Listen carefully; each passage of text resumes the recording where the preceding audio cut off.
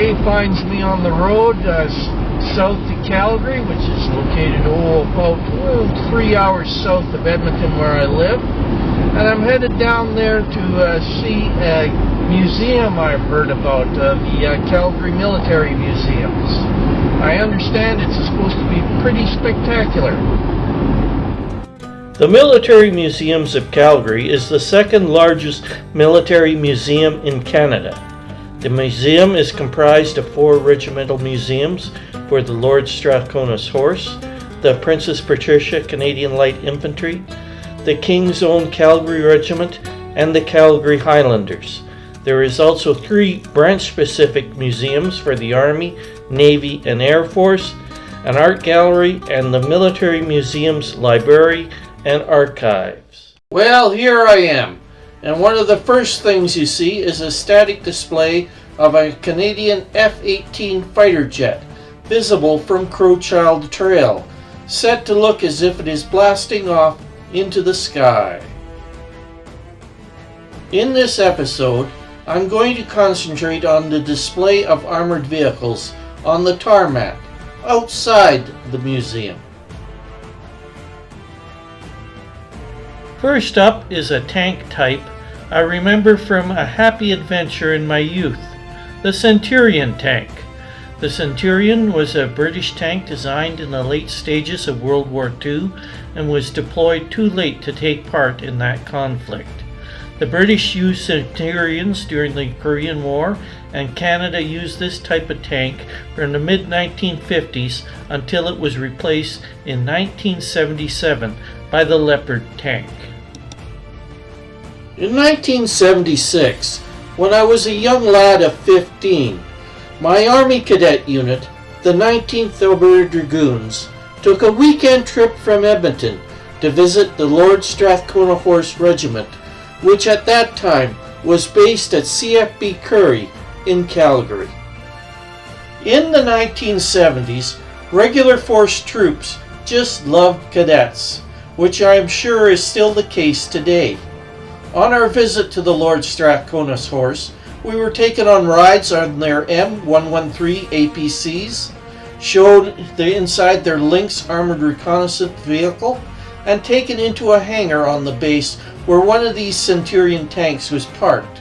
We all took turns climbing down inside the turret to have a look. The hangar where the tank was parked had a sand area in front of it with various targets set up. The sight and aiming mechanism for the main gun of the tank was set up somehow to adjust a .22 rifle barrel so that the tank gunners could practice aiming the main gun and seeing if they hit anything using a .22 bullet that cost a couple of cents each before heading out into the field to fire the main gun for real with ammunition that cost several $100s each. It was an old-fashioned simulator, but I'm sure it worked just fine.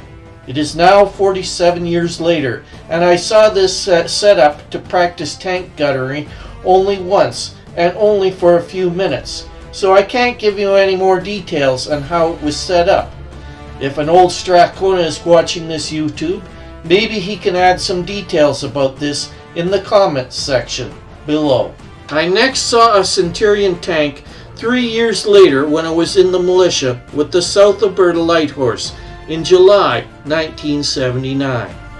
Along with 2 or 3 other troopers and a whole lot of sand, we were taken to a range in CFD Dundurn just after the big annual exercise for Militia Area Prairie and before I started my TQ1 Armored Crewman course. The Centurion had been parked to be used as a target for the Carl Gustaf recoilless gun that was in service with the militia. I remember climbing down in the turret of the tank and dumping bag after bag of sand inside to fill up the hull to help the tank better stand up to the beating it was going to receive. I remember me and my buddies all thought, what a waste. We were in an armored recon unit with no armored vehicles and setting up a tank in good condition to be blasted away to trash.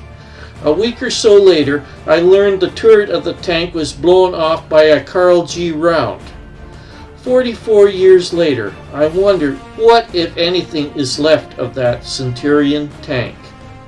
The three-man Lynx armored reconnaissance vehicle was based on the M113 APC chassis and was in service with the Canadian Armed Forces from 1968 to 1993.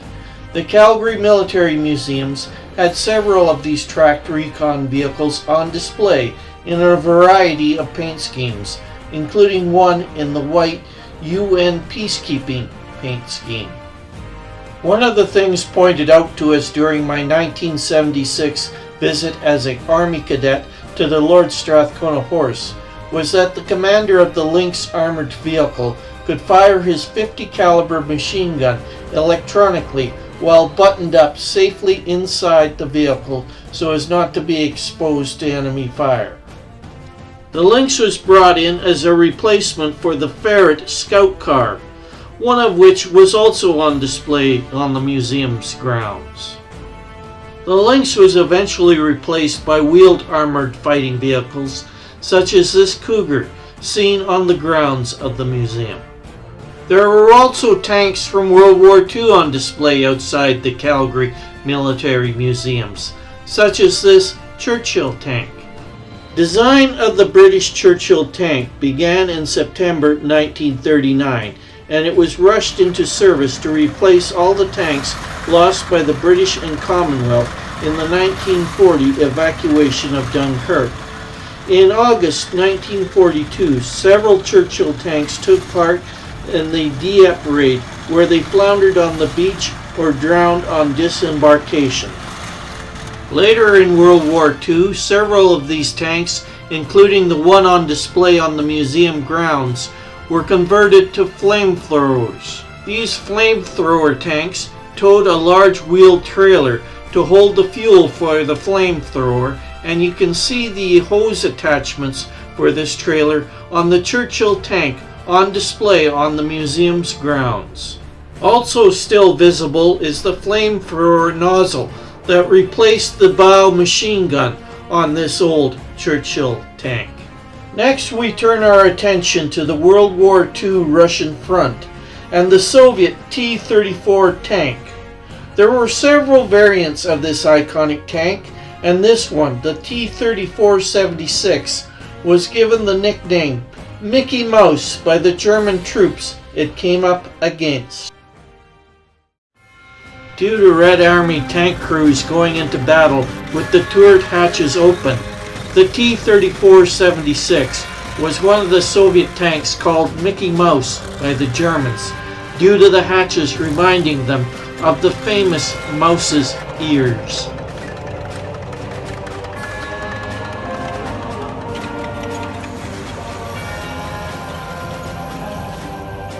There was nothing fancy about the Soviet T-34 series of tanks, where the Germans would build a tank of Swiss watch quality and spend a great amount of time making sure every detail was of top-notch workmanship and design.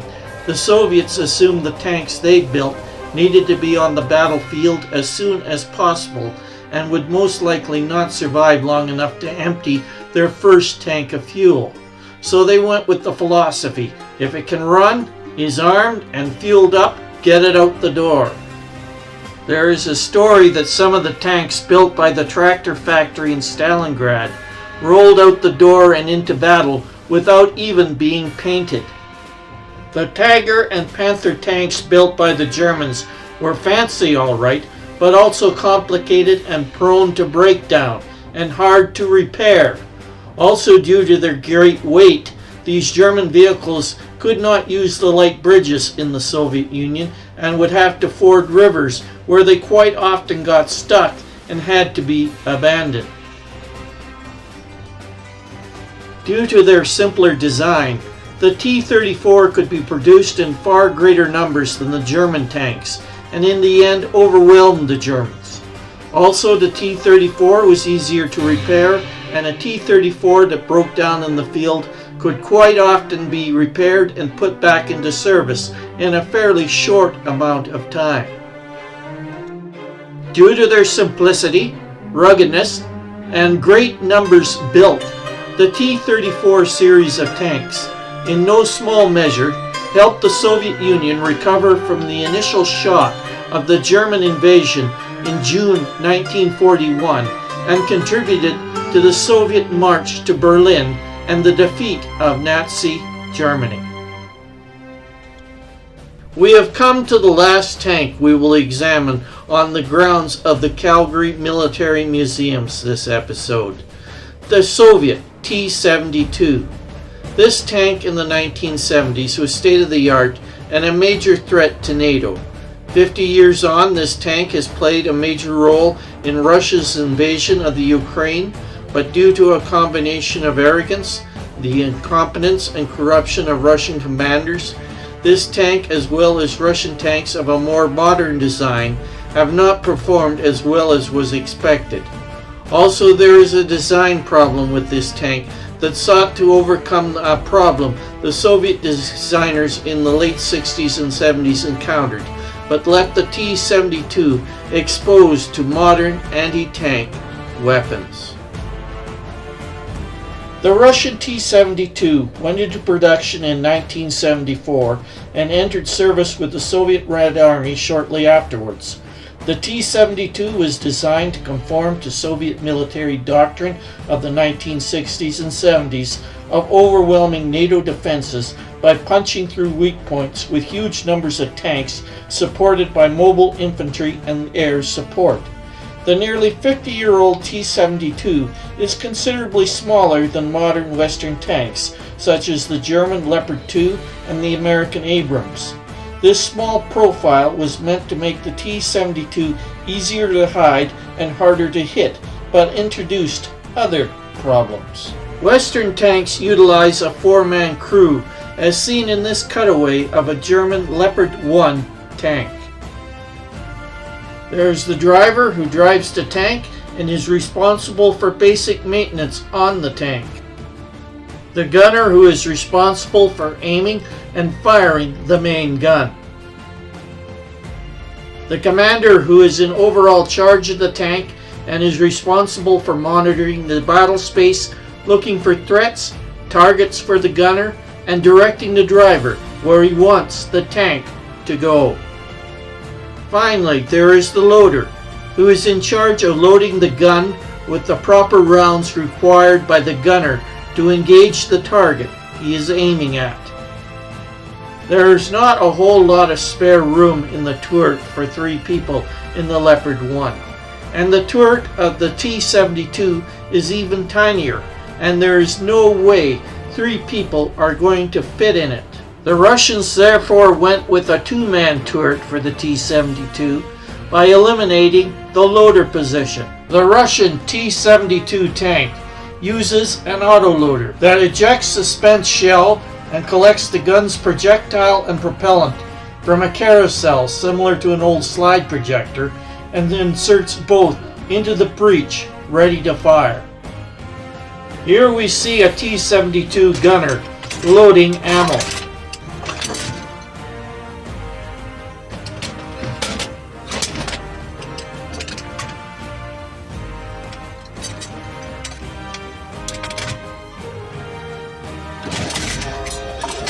And here is the major design problem with this system.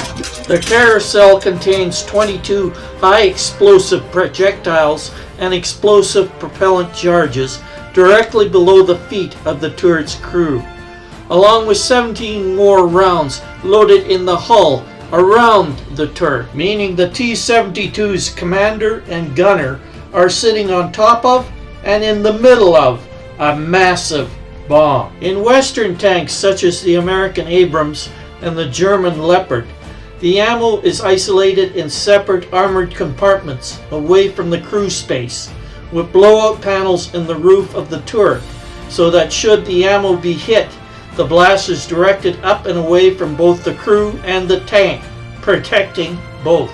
On the Russian T-72, there is no such protection for the crew, and if the ammo is hit, they are directly in the blast area. As with most tanks, the area with the thinnest armor on the T-72 is the roof. Modern anti-tank missile systems such as the American Javelin, seen here, and the British NLAW take advantage of this fact and avoid the heavily armored front and sides of a tank and target the roof.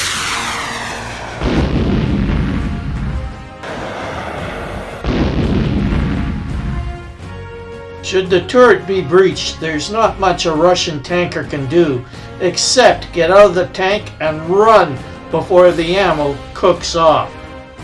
The turret of a T72 weighs 12 tons, and the force of the exploding ammo in the turret throws it like a piece of confetti.